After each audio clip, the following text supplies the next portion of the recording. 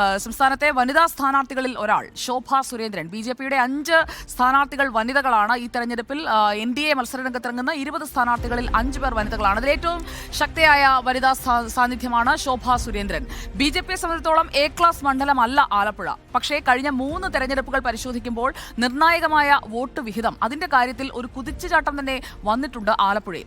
അതിന്റെ കണക്ക് പറഞ്ഞാൽ 2009 കേവലം 20,000 വോട്ടുകൾ പോലും അവകാശപ്പെടാനുണ്ടായിരുന്നില്ല ബി.ജെ.പിക്ക്. വർഷങ്ങൾക്കിപ്പുറം 10 വർഷം കഴിഞ്ഞ് നോക്കുമ്പോൾ 2019 കിട്ടിയത് 1,87,000-ലധികം വോട്ടുകളാണ്. 2014 ബാലറ്റിൽ വീണത് 40,000 വോട്ടുകൾ. അന്നോളം സ്വന്തം ചിഹ്നത്തിൽ മത്സരിക്കാൻ ബി.ജെ.പിക്ക് ആലപ്പുഴയിൽ സ്ഥാനാർത്ഥികളില്ല എന്നതായിരുന്നു. ആദ്യമായി താമര ചിഹ്നത്തിൽ ഒരു സ്ഥാനാർത്ഥിയെ ഇറക്കിയതോടെ വോട്ടുകളിൽ ഉണ്ടായത് വൻ വളർച്ചയായിരുന്നു. അത് 2019 കണ്ടു. ഇത്തവണ സാക്ഷാൽ ശോഭ സുരേന്ദ്രൻ തന്നെ ഇറങ്ങുമ്പോൾ അതുക്കും മേലെ എന്നുള്ള ഒരു പ്രതീക്ഷയാണ് ഉള്ളത്. ബി.ജെ.പിയുടെ അപ്രതീക്ഷിത സ്ഥാനാർത്ഥിയായാണ് ശോഭ സുരേന്ദ്രൻ എത്തുന്നത് എന്ന് വേണമെങ്കിൽ പറയാം. കാരണം ആലപ്പുഴയിൽ ശോഭ സുരേന്ദ്രൻ വരും എന്നുള്ളത് ആദ്യഘട്ടത്തിലൊന്നും ഒരു സൂചന പോലും ഉണ്ടായിരുന്നില്ല. കഴിഞ്ഞ തവണ മത്സരിച്ച ഡോക്ടർ KS രാധാകൃഷ്ണന്റെ പേരാണ് പ്രധാനമായും പറഞ്ഞു കേട്ടിരുന്നത്. ഒരു ഘട്ടത്തിൽ പോലും സൂചനയില്ലാതെ ആലപ്പുഴയിലേക്കുള്ള ശോഭ സുരേന്ദ്രന്റെ ക്രാഷ് ലാൻഡിംഗ്. ബി.ജെ.പി ഇത്തവണ ഈഴവ വോട്ടുകൾ മുന്നിൽ കണ്ടുകൊണ്ട് തന്നെയാണ് ശോഭ സുരേന്ദ്രനെ രംഗത്തിറക്കിയതെന്നുള്ളത് വ്യക്തമാണ്. BDJS-ന്റെ പിന്തുണ കൂടി ഉറപ്പാക്കിയാൽ കൂടുതൽ വോട്ട് പിടിക്കാം, അതാണ് അവരുടെ പ്രതീക്ഷ. കഴിഞ്ഞ തവണ ഡോക്ടർ KS രാധാകൃഷ്ണൻ നേടിയതിനേക്കാൾ അധികം വോട്ടുകൾ ശോഭ സുരേന്ദ്രൻ പിടിക്കും എന്നാണ് നേതൃത്വം കരുതുന്നത്. ശോഭ സുരേന്ദ്രന് ആലപ്പുഴയിലെ അംഗം കുറിക്കുമ്പോൾ പറയാനുള്ളത് എന്താണ് എന്ന് കേൾക്കാം. KC വേണുഗോപാലിനും AM ആരിഫിനുമെതിരെ ശോഭ ഇറങ്ങുമ്പോൾ പ്രതീക്ഷയെന്ത്?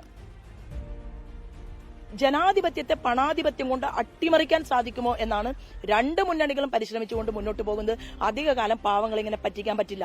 ഞാൻ കൊണ്ടുവരാൻ പോകുന്ന ഒരു അപ്പാരൽ പാർക്കിനെ കുറിച്ച് ഞാൻ പറഞ്ഞു. ഇവിടുത്തെ അമ്മമാർക്ക് വേണ്ടി അവിടെ നേരിട്ട് 10,000 പേർക്ക് തൊഴിൽ കൊടുക്കുന്ന സംവിധാനവും ഉപോത്ബലകമായിട്ട് 1,00,000-ഓളം ആളുകൾക്ക് ജീവിക്കാൻ, അല്ലാതെ ഞാൻ നിങ്ങൾക്ക് തേനും പാലും ഒഴുക്കി തരാമെന്നൊന്നുമല്ല പറയുന്നത്. ഓരോ സെക്ടറിനെയും നമുക്ക് പുനരുജ്ജീവിപ്പിക്കണം. അതിനകത്ത് പൂട്ടിയിടപ്പെട്ട കയർ വ്യവസായം ഉണ്ടാകണം. ഈ എന്ത് മനോഹരമായിട്ടാണ് ആലപ്പുഴയിലെ കയർ ഫാക്ടറികളിൽ നമ്മുടെ തൊഴിലാളികളുടെ അധ്വാനം കൊണ്ട് അവർ കയറുണ്ടാക്കുന്നത്. ഈ തെരഞ്ഞെടുപ്പ് കഴിഞ്ഞാൽ ആദ്യത്തെ സമരം എന്ന് പറയുന്നത് കേരളത്തിൽ മുഴുവൻ പിടിച്ചുവെച്ച പെൻഷൻ തുക മുഴുവൻ കൊടുത്തിട്ട് മതി ഇനി മന്ത്രിമാർ ആർഭാടമായി കാറിൽ സഞ്ചരിക്കുന്നത്. കറുത്ത തുണി ഉടുത്തവരെ പേടിയായിരുന്നല്ലോ. ഞാൻ ഉൾപ്പെടെയുള്ളവർ സെക്രട്ടേറിയറ്റിന് മുന്നിൽ വഴി തടയാനുണ്ടാകും ഈ മുഖ്യമന്ത്രിക്കെതിരെ എന്ന് വെല്ലുവിളിച്ചുകൊണ്ട് തന്നെയാണ് ഈ തെരഞ്ഞെടുപ്പിന് മുന്നിൽ നിൽക്കുന്നത്. ഒരൊറ്റ പൈസ പോലും കൊടുക്കാതിരിക്കാൻ സമ്മതിക്കില്ല. ബി.ജെ.പിയുടെ ഫയർ ബ്രാൻഡ് വനിതാ നേതാവാണ് ശോഭ സുരേന്ദ്രൻ. കഴിഞ്ഞ തവണ ആറ്റിങ്ങലിൽ വലിയ മുന്നേറ്റം നടത്തിയ ശോഭ സുരേന്ദ്രന്റെ പേര് ഇത്തവണ കോഴിക്കോടടക്കം പല മണ്ഡലങ്ങളിലും ഉയർന്നു കേട്ടതാണ്. നിലവിൽ ബി.ജെ.പിയുടെ സംസ്ഥാന വൈസ് പ്രസിഡന്റാണ്. 2016 നിയമസഭയിലേക്ക് മത്സരിച്ച പാലക്കാട് 2ാം സ്ഥാനത്തെത്തിയിരുന്നു. 2019 ആറ്റിങ്ങലിൽ കാഴ്ചവെച്ച പോരാട്ടവീര്യം ആലപ്പുഴയിലും തുടരേണ്ടത് ശോഭ സുരേന്ദ്രനും രാഷ്ട്രീയ പ്രസ്ഥാനത്തിന്റെ ഭാഗമായി നിൽക്കുമ്പോൾ വളരെ നിർണായകമാണ്. ആലപ്പുഴയിൽ കൂടുതലായി നേടുന്ന ഓരോ വോട്ടും ശോഭ സുരേന്ദ്രനെ സംബന്ധിച്ച പാർട്ടിയിൽ താൻ എത്ര അനിവാര്യമായ ഘടകമാണെന്ന് തെളിയിക്കാനുള്ള അവസരമാണ്. VS രഞ്ജിത്ത് നമുക്കൊപ്പമുണ്ട്. VS Ranjith, welcome back.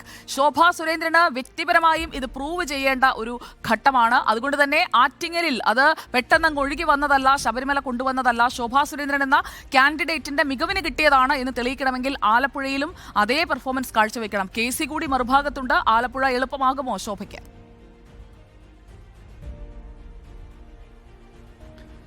Sujaya, ശോഭ സുരേന്ദ്രനെ സംബന്ധിച്ച് അവർ മത്സരിച്ച സ്ഥലത്തെല്ലാം തന്നെ അവർക്ക് വോട്ട് ഇരട്ടിയാക്കുകയോ വോട്ട് വൻതോതിൽ വർദ്ധിപ്പിക്കുകയോ ചെയ്തിട്ടുള്ള BJPയെ സംബന്ധിച്ചിടത്തോളം വോട്ട് ഇരട്ടിപ്പിക്കാനും വോട്ട് വർദ്ധിപ്പിക്കാനും ഏറ്റവും നല്ല സ്ഥാനാർത്ഥി എന്ന് പറയേണ്ടിയിരിക്കുന്നു. കാരണം ആറ്റിങ്ങലിലെയും പാലക്കാട്ടെയും ഉദാഹരണമൊക്കെ നേരത്തെ വോട്ടിൻ്റെ കണക്ക് പ്രകാരം തന്നെ നമ്മൾ പറഞ്ഞു കഴിഞ്ഞു. അപ്പോൾ ഈ ആറ്റിങ്ങലും പാലക്കാട്ടും മാത്രമല്ല, ആലപ്പുഴയിൽ വന്നിറങ്ങിയപ്പോൾ എവിടെയാണ് ഏത് മർമ്മത്ത് പിടിക്കണമെന്ന് ശോഭ സുരേന്ദ്രൻ അറിയാം. അവർ KC വേണുഗോപാലിനെതിരെ വലിയ ആരോപണം, അതിൻ്റെ തെളിവുകൾ എത്രത്തോളം ഉണ്ട് അല്ലെങ്കിൽ തെളിവുകൾ കൊണ്ടുവന്നു എന്നുള്ളതല്ല, കരിമണൽ ഖനനവുമായി ബന്ധപ്പെട്ട് അവരുന്നയിക്കുന്ന ആരോപണങ്ങളുണ്ട്. അത് അവർ ലക്ഷ്യം വെക്കുന്നത് ആലപ്പുഴയിലെ തീരദേശത്തെയാണ്, അവിടുത്തെ തീരദേശ വോട്ടുകളെയാണ്. അപ്പോൾ സ്വാഭാവികമായിട്ടും അവിടെ ധീവര വോട്ടുകൾ വളരെ പ്രധാനമാണ്.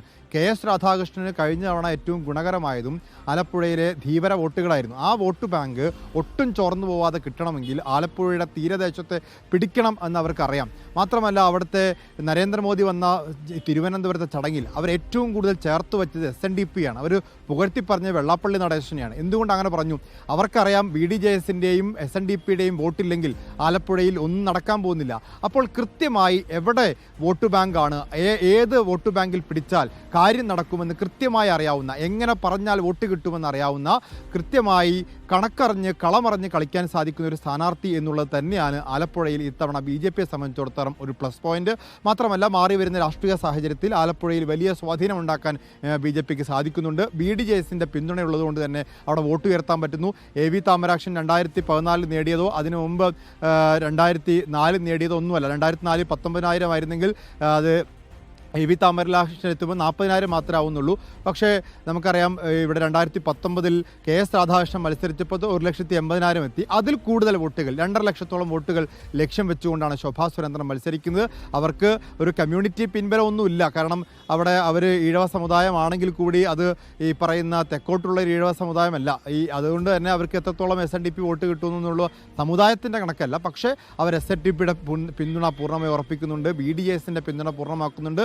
ധീവര കമ്മ്യൂണിറ്റിയുടെ പിന്തുണ ഉറപ്പാക്കുന്നുണ്ട്. NSSന്റെ പിന്തുണയ്ക്ക് വേണ്ടി അവർ ശ്രമിക്കുന്നുണ്ട്. ഇത്തരത്തിൽ ഒരു ഇലക്ഷൻ മാനേജ്മെന്റ് കൃത്യമായി നടത്തുന്ന ഒരു സ്ഥാനാർത്ഥി എന്ന രീതിയിൽ ഇടതു വലതു മുന്നണികൾ ശോഭാ സുരേന്ദ്രനെ പേടിക്കേണ്ടിയിരിക്കുന്നു എന്ന് തന്നെയാണ് നമുക്ക് ആലപ്പുഴയിൽ നിന്ന് പറയാൻ പറ്റുക.